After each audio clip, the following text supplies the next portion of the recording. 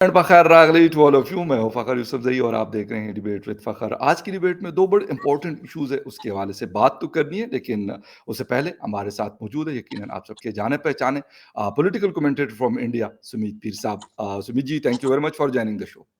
Thank you Fakhar भाई, thanks for the invitation sir. अच्छा, मैं व्यूअर्स को बता दूँ 2 अहम डेवलपमेंट। एक तो सिप्री हर साल एक रिपोर्ट जारी करता है कि कौन-सा कंट्री दुनिया में सबसे ज़्यादा वेपन्स खरीदता है, कहाँ से खरीदता है। हर साल हम देखते रहते हैं इंडिया का नाम भी आता है, सऊदी अरेबिया का नाम भी आता है, पाकिस्तान का नाम भी आता है और भी बहुत सारे दुनिया की कंट्रीज़ के नाम आते हैं। लेकिन अभी जो आया है इंडिया के हवाले से है। उस पे बात करेंगे और इसके साथ-साथ एक बड़ी इकोनॉमी के हवाले से जो डेवलपमेंट है इंडियन इकोनॉमी का 750 बिलियन यूएस डॉलर की एक्सपोर्ट्स की है और उस हवाले से भी बात करेंगे। यकीनन एक बहुत बड़ा माइलस्टोन है। मतलब थोड़े पैसे नहीं होते, बहुत एक ह्यूज अमाउंट है, क्योंकि जो टॉप 3, 4, 5 कंट्रीज़ हैं, तो शायद उनकी ये एक्सपोर्ट्स होती हैं। बाकी मुझे नहीं लगता कि दुनिया में बाकी किसी कंट्री की इतनी बड़ी एक्सपोर्ट्स होती है। क्या वजह है, क्या नहीं है, इन सारे इश्यूज़ के ऊपर बात करेंगे और यकीनन सुमित साहब हमारे साथ हैं। सुमित भाई, एक तो ये बताइएगा कि सिप्री की जो रिपोर्ट आती है हर जी। साल, इस साल भी आई है। वो कहते हैं कि इंपोर्ट्स आप लोगों ने की हैं और गालिबन आप लोग अभी भी टॉप पर मौजूद हैं। लेकिन वो कह रहे हैं कि शायद इसमें कुछ कमी आई है। रशिया आप लोगों का सबसे बड़ा पार्टनर है। पहले भी था, अब भी है, लेकिन उसमें कमी आई है। तो थोड़ा-सा एक तो सिप्री के रिपोर्ट के हवाले से बताइएगा कितनी इंपोर्ट्स हुई हैं और आगे क्या इरादे हैं? खुद सेल्फ सफिशिएंस जो स्कीम आप लोगों की चल रही है नरेंद्र मोदी साहब की, उस पे कितना अमल दरामद हुआ है, उसमें क्या मतलब प्रोग्रेस हुआ है? तो इस पे थोड़ा-सा आपसे चाहिए, आपका टेक चाहिए सर। जी। देखिए फ़खर भाई, शो पे बुलाने के लिए धन्यवाद। अब है क्या, देखिए, अगर पहले आपका ही शो था तो तब लोग ये कहते थे कि इंडिया का जो रशियन आर्म्स डिपेंडेंस है 70% है, तो मैं तब कहता था मैं बिल्कुल, नहीं, कि 40 से 45% है। और जी। अगर आज आप जो रिपोर्ट आई है सिफरी की, उसमें भी लिखा है इट इज़ अराउंड 45%। 45% तो जी, तो बिल्कुल। 70% वाली बात पहले let's get it out the table. देखिए, अगर आर्म्स की बात करें, yes we are the biggest arms importer at 11% of the global arms import in the world. Okay, कारण क्या है? कारण 2-3 है। यू हैव टू बजट, या पहली बात, you have to budget a single front war, you have to budget a two front war, okay, right? फिर terrorism बढ़ रहा है, फिर इंडियन ओशन में चैलेंजेस बढ़ रहे हैं, फिर माउंटेन या हाई ऑल्टीट्यूड वॉरफेयर में चैलेंजेस बढ़ रहे हैं। वी आर जी, ऑलरेडी एट सियाचिन, हमारी इतनी बड़ी कोस्ट लाइन है, हमारी कुछ बॉर्डर वाटर पे है बांग्लादेश के साथ, कुछ आधा बॉर्डर वाटर पे, हमारा बॉर्डर डेजर्ट पे है, रान ऑफ कच्छ, वहाँ ग्लेशियर पे है और यहाँ समुंदर में है। तो अगर आप हमारी जोग्राफिकल टोपोग्राफी को समझे और डिफेंस में जो थ्रेट परसेप्शन होता उसका आकलन करें, it has increased. Our threat perception over the years has increase. Galwan के बाद, फिर अरुणाचल की घटना के बाद काफी बढ़ गया। और एक जो मेजर चीज हुई है, दो हुई है।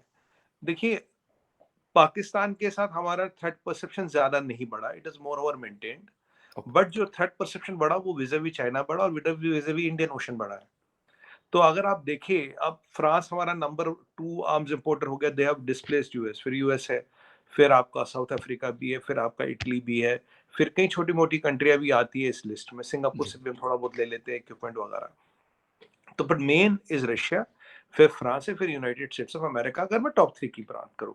अब फ्रांस में आप जानते हैं फ़खर भाई, राफेल की डील हुई थी, बड़ी डील है ये। बिल्कुल, आप जानते हैं फ्रांस के साथ 4 सबमरीन्स की डील हुई है। अभी या अभी भी मोस्ट प्रोबब्ली हम जर्मनी को 6 सबमरीन और दे रहे हैं। ये ऐसा मेरा मानना है, मैं कंफर्म नहीं कर सकता। 6 सबमरीन की डील अभी जर्मनी को और जाएगी। कारण क्या है, देखिए, अ, कारण ये है, एक जो जियोपॉलिटिकल थिंग्स बदल गई है, चीजें जी, बदल गई है, जी, थ्रेट परसेप्शन बदला है, तो बजट भी बदला। अगर बजट बदला तो आपने देखो 2 साल में, एक साल 17%, एक साल 13% हमने मिलिट्री का बजट बढ़ाया फॉर कैपिटल एक्सपेंडिचर। अभी भी हमें एयर स्क्वाड्रंस की और जरूरत है। We are acquiring more aeroplanes. हम नेवल एसेट्स काफी स्पीड से बना भी रहे हैं, हुँ, एक्वायर भी कर रहे हैं, ओके, क्योंकि we have to benchmark Chinese navy, correct?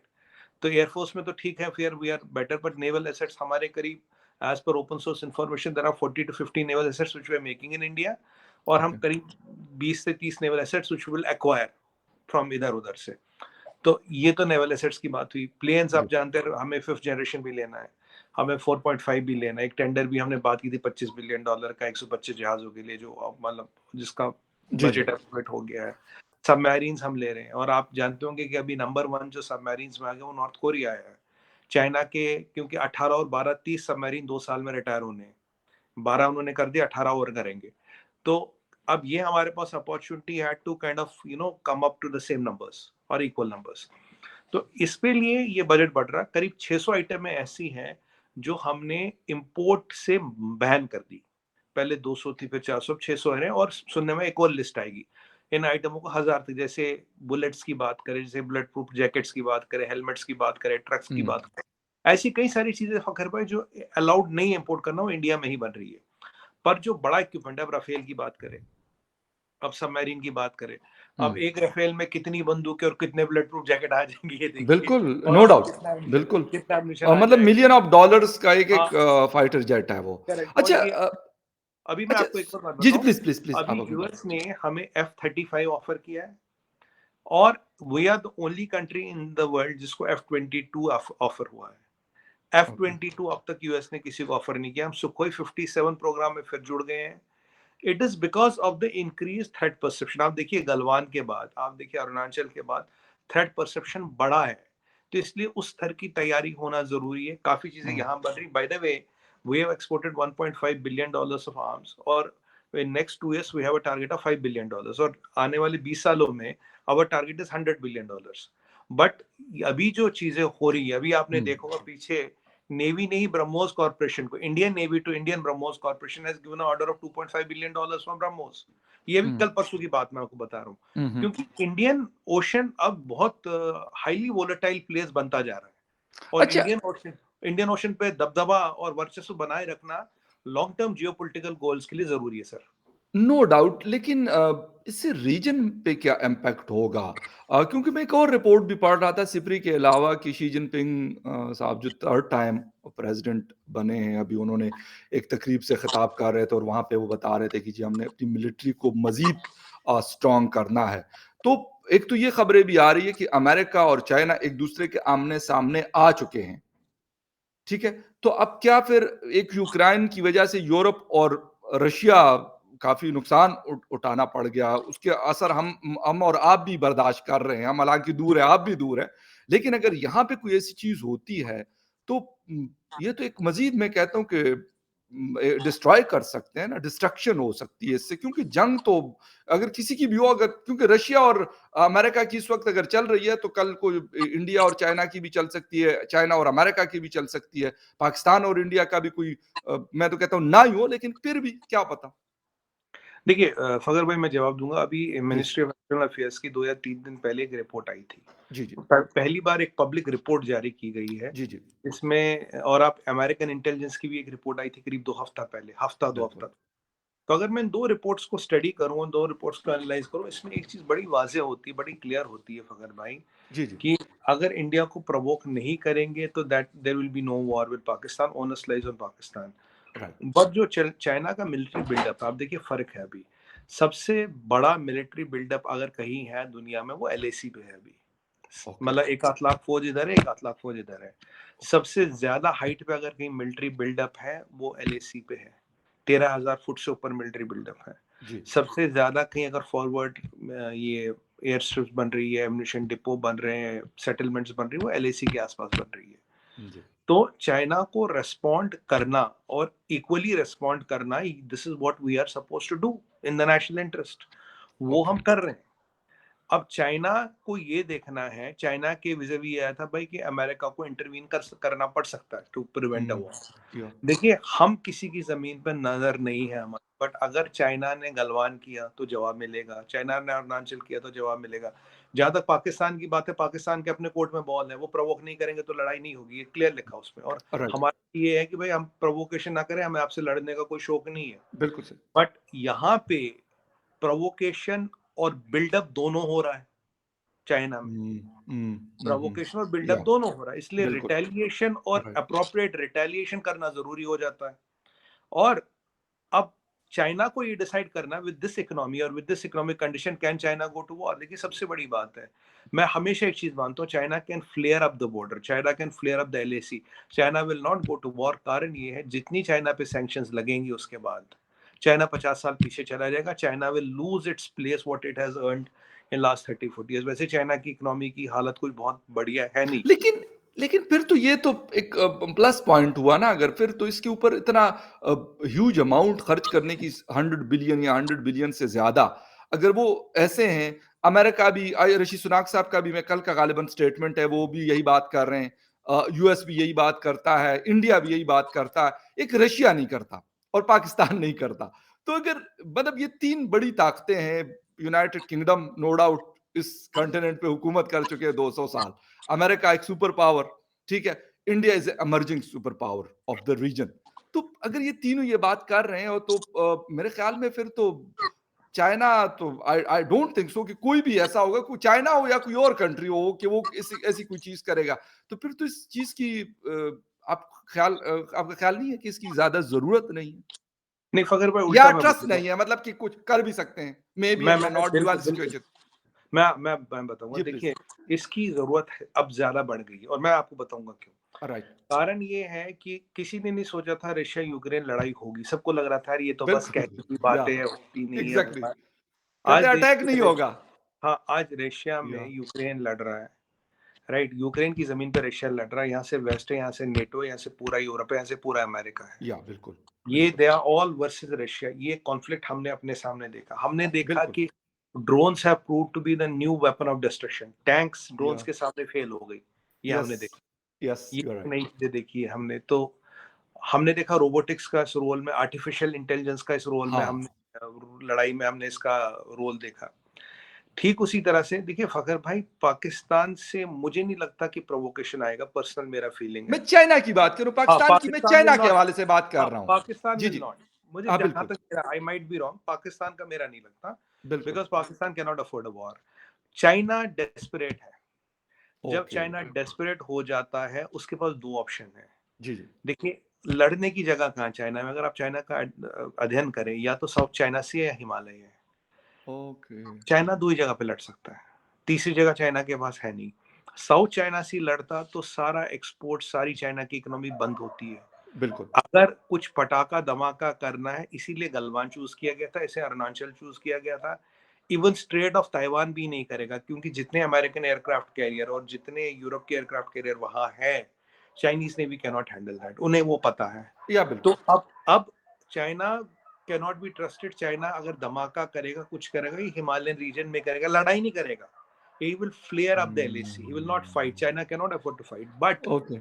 अगर आपका मिलिट्री बिल्डअप इतना स्ट्रांग है, आप इतनी स्ट्रांग मैसेज देते हो भैया लड़के कुछ नहीं मिलना, you are not going to win, that buildup will be the deterrence. मतलब buildup will be the deterrence. Buildup आपका इतना बड़ा, देखिए आज अमेरिका से रशिया भी भिड़ने की सलाहियत नहीं रखता। क्यों? क्योंकि पता है यार खत्म हो जाएंगे, मतलब जीत नहीं पाएंगे। वैसे रशिया के साथ अमेरिका नहीं बैठता, कहता जीत नहीं पाएंगे यहाँ पे, ठीक है। तो अगर एक ऐसी स्थिति हो, आप अपने घर हम अपने घर, क्योंकि चाइना जितना डेस्परेट होगा, देखिए फकर भाई आपके यहाँ फिर भी एक पार्लियामेंट है, एक प्रेसिडेंट है, एक सुप्रीम बिल्कुल है। कोर्ट है, बिल्कुल एक बिल्कुल। एक एस्टेब्लिशमेंट है। कहीं ना कहीं डिसीजन लेने में 20-50 लोग का कहीं ना कहीं योगदान बिल्कुल है। है। एग्जैक्टली। चाइना में एक आदमी डिसीजन लेता, एक आदमी, एक आदमी। बिल्कुल। पीएलए का हेड वो, सेंट्रल मिलिट्री कमीशन का हेड वो, प्रेसिडेंट प्रेसिडेंट वो। वो, जनरल सेक्रेटरी वो, मतलब उसके पास सब पावर एक आदमी के पास है। तो वो आदमी बहुत रिस्की हो जाता है। या as one you are person right. Decision is very risky, so we या can not risk, there is no way we can risk. जी। एग्जैक्ट। अच्छा सुमित जी, आते हैं $750 बिलियन की सबसे बड़ी इंपोर्ट तो असले की, वेपन्स की हो रही है, लेकिन सबसे बड़ी एक्सपोर्ट्स में भी नाम आ रहा है। मतलब क्या है, $750 बिलियन, एक बड़ी ह्यूज अमाउंट है। बल्कि मैं लास्ट पढ़ रहा था 2021 और 2022 यूएस और चाइना के बीच में 600 समथिंग बिलियन डॉलर का जो है वो बिजनेस हुआ, और कहते कि शायद ये हिस्ट्री का आखिरी होगा, मतलब इतना ज्यादा फिर आइंदा नहीं हो सकता, क्योंकि अब हालात इतने खराब हो गए कि वो एक दूसरे से साइड पे हो गए। लेकिन इतनी एक्सपोर्ट्स करना एक बड़ी बात है। मुझे नहीं पता, क्योंकि मैंने पूरा नहीं वो किया कि शायद थर्ड नंबर पे एक्सपोर्ट्स हैं, फोर्थ पे है या टॉप 5 में है, क्या है। थोड़ा-सा आपसे समझने की कोशिश जी। करेंगे। देखिए फ़खर भाई, अब की बार जो फाइनेंशियल ईयर हमारा खत्म होगा, 31 मार्च को खत्म होगा, तो पीयूष गोयल साहब जो हमारे कॉमर्स मिनिस्टर हैं, हाँ, उन्होंने कहा बिल्कुल। कि अब की बार हम $750 बिलियन टच करेंगे। तो राइट, लास्ट ईयर हमने करीब 600 कुछ किया था और अब की बरोबर। बार 750, 750 इस क्वार्टर, मतलब ऑलमोस्ट 0.75 ट्रिलियन। तो अब ये ट्रिलियन के या मार्क में आ रहा है।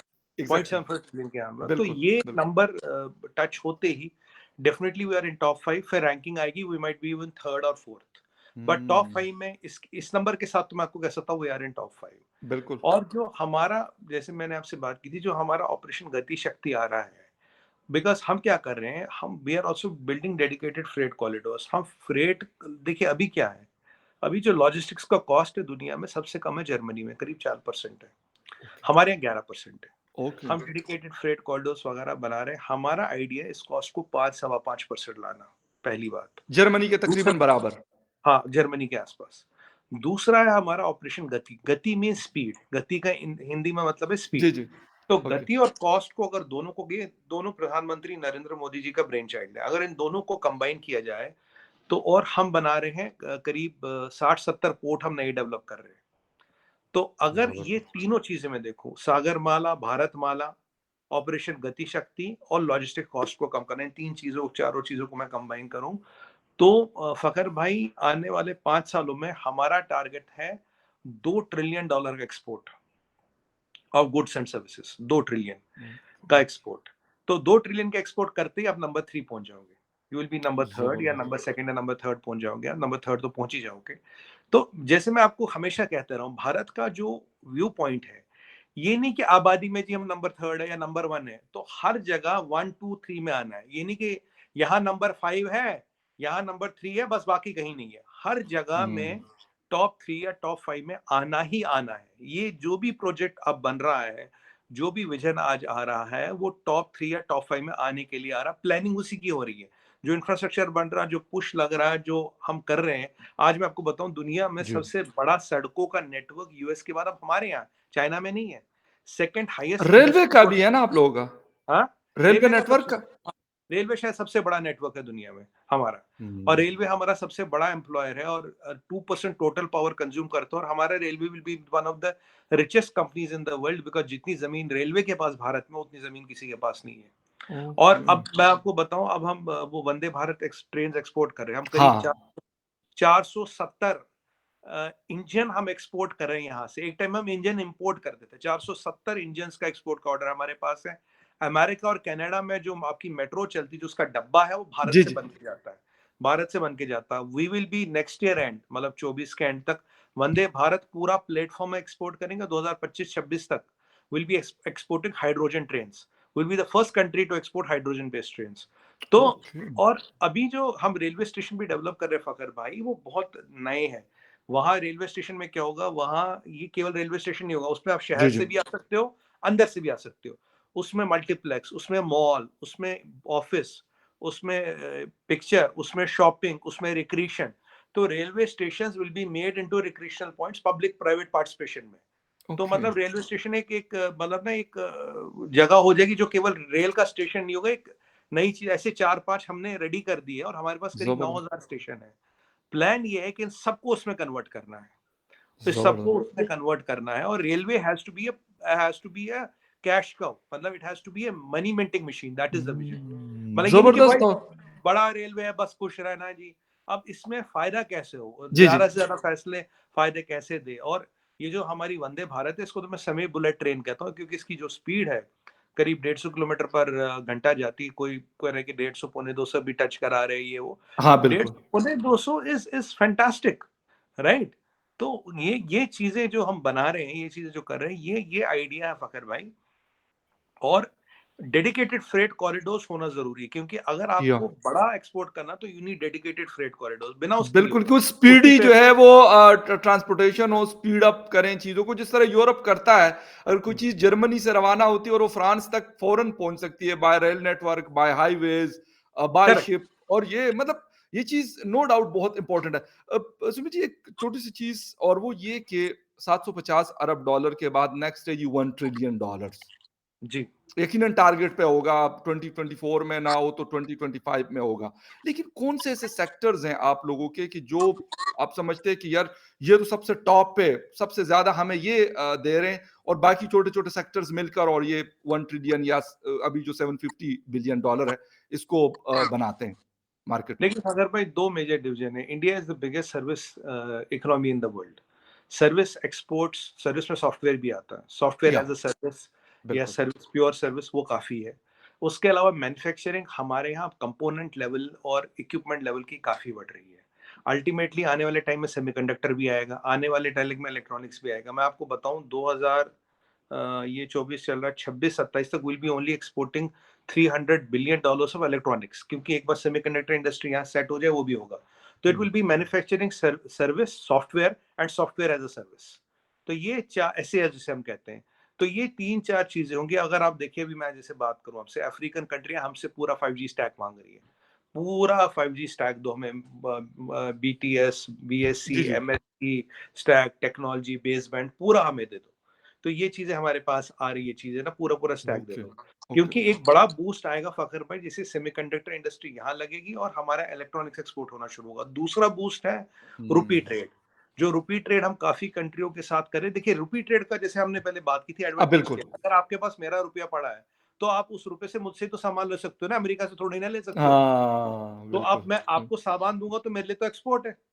बिल्कुल, बिल्कुल। आप मुझसे दूँगा तो मैं आपको सामान दूँ, सर्विस दूँ, सॉफ्टवेयर दूँ, दवाई दूँ, कुछ भी दूँ, मेरे लिए तो एक्सपोर्ट है। देखिए एग्ज़ैक्टली। हमारी दवाइयाँ ऑलरेडी 200 कंट्रियों में जा रही है। तो हमारे लिए हुँ। तो एक्सपोर्ट है, इवन पाकिस्तान भी हमारी दवाई जाती है। या बिल्कुल है। तो तो बड़ी दवाइयाँ फ़ेमस तो है। वैसे मैं आपको बता दूँ खैबर पख्तूनख्वा में आज से कई साल पहले लोग इंडियन मेडिसिन्स की बात करते थे, तो मैं कहते यार इंडिया से कहते जी काबुल के ज़रिए आता है। अफ़गानिस्तान में इंडियन मेडिसिन्स आती है, वहाँ से कुछ स्मगलिंग करके और कुछ चले डायरेक्ट भी आती होंगी।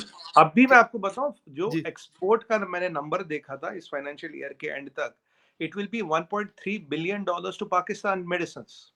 Official oh! कह रहा हूँ मैं ज़बरदस्त। स्मार्टफ़ोन, बिल्कुल, दवाइयाँ बिल्कुल। जा रही है फ़खर भाई, दवाइयाँ तो कभी नहीं रुकी थी। दवाइयों का हुँ। एक्सपोर्ट टू पाकिस्तान ना हमने रोका, ना कभी आपने रोका। दवाइयाँ कभी नहीं रुकी थी। दवाइयाँ जारी, कम किया होगा, ज़्यादा राइट, किया होगा, राइट, राइट, पर राइट, राइट। दवाइयाँ अब भी जा रही है। दवाइयों पे तो वो ज़बरदस्त और सुमित जी हम यही ख़ैर हम ये बात बहुत बार-बार करते हैं, बल्कि उस दिन होली पे बहुत सारे लोगों से मुलाकात हुई यहाँ इस्लामाबाद में, तो वहाँ पे भी यही बात चल रही थी कि यार इससे फ़ायदा उठाया जाए। पाकिस्तानी भी हमारे जर्नलिस्ट कम्युनिटी के बहुत सारे लोग थे, आप लोग इंडिया के भी, तो यही बात हो रही थी कि यार फ़ायदा क्यों नहीं उठाते? लेकिन ख़ैर चलें, शुक्र है कि दवाइयाँ $1.3 बिलियन डॉलर्स की तो कम से कम वो तो आ रही हैं। दवा बाकी भी बहुत सारी चीज़ें हैं, उससे फ़ायदा उठाया जा सकता है। लेकिन कब, कैसे और कौन करेगा ये हमें नहीं पता। पाकिस्तान में बैठकर मैं ये बात कर रहा हूँ, पाकिस्तान के हवाले से, इंडिया के हवाले से नहीं कर रहा। उन्होंने तो लाज़मी-सी बात है वो एक्सपोर्ट्स करनी है, एक्सपोर्ट उनकी बढ़ रही है और उन्होंने जहाँ-जहाँ पे दुनिया में उनको कस्टमर्स मिलेंगे, वो उनको वो माल प्रोवाइड करेंगे और इसीलिए वो लोग तरक्की कर रहे हैं। लेकिन ख़ैर एनीवे $750 बिलियन का मेरे लिए एक बहुत बड़ी वो थी, उसकी वजह ये कि हम बड़ी मुश्किल से 21 अरब डॉलर 22 अरब डॉलर बमुश्किल हम कर रहे होते हैं। तो इसलिए मैंने कहा यार 750 अरब डॉलर का, क्योंकि चाइना का सुना था, यूएस का सुना था या ये जो 2-3 और कंट्रीज़ है इनका सुना था, बाकी किसी का नहीं है इतनी एक्सपोर्ट। लेकिन खैर anyway best of luck for the Indian economy and बाकी चीज़ें और हमें सीखना चाहिए। मेरे ख्याल में हमारी इस वक़्त हुकूमत बहुत एक इंस्टेबिलिटी चल रही है अफ़सोस के साथ, लाहौर में, इस्लामाबाद में। कुछ समझ किसी को नहीं आ रहा कि करना क्या है और होना क्या है। लेकिन उसका नुकसान एट द एंड हमारे जैसे आम पाकिस्तानियों को उठाना पड़ता है। सुमित भाई, थैंक यू वेरी मच आपके टाइम का, बहुत शुक्रिया आपने शो जॉइन किया and viewers thank you very much for watching debate with Fakhar Yousafzai. किसी और डिबेट में आपसे होगी फिर मुलाकात, तब तक के लिए टेक केयर एंड बाय। अगर भाई, अगर जो जिस हिसाब से चाइना से डीलिंकिंग ऑफ सप्लाई चेन्स हो रही है या फ्रेंडली जी, ऑफशोरिंग जो हम कहते हैं, ये 1 ट्रिलियन, मैं हैरान नहीं होगा 25 के एंड में भी हो जाए। क्योंकि जबरदस्त। मैं आपको बोल रहा हूँ, जो चाइना जितना जितना गिरेगा उतना उतना हमारा राइज ऑटोमेटिकली होगा, क्योंकि चाइना का गिरना और हमारा राइज करना ये डायरेक्टली प्रोपोर्शनल है। ठीक जबरदस्त Sumit ji, thank you very much आपके टाइम थैंक का, यू बहुत फॉर, शुक्रिया। आपसे फिर मुलाकात होगी, तब तक के लिए take care and bye. Thank you sir. Thank you very much, thank you. Thank you